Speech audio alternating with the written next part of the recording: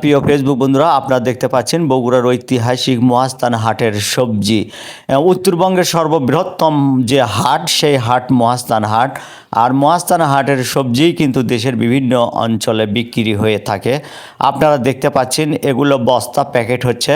তীব্র শীতের মাঝে এখানে নারী পুরুষ শ্রমিকেরা এই বস্তা প্যাকেট জাতের কাজ করছে। আজ মহাস্থান হাটে ফুলকপি 400-500 টাকা মন, সেই হিসেবে 10-12 টাকা কেজি হিসেবে কিন্তু বিক্রি করতে দেখা যায়। প্রতিদিন অর্ধশত ট্রাক এভাবে বস্তা প্যাকেটজাত করে যাচ্ছে দেশের বিভিন্ন জেলায় সবজির চাহিদা মেটাতে। আজকে ফুলকপির বাজার কি? পাইকারি গেল 5 টাকা 6 টাকা কেজি, 200-240 টাকা। এগুলো কোথায় যাবে? আপনি হলো সিলেট।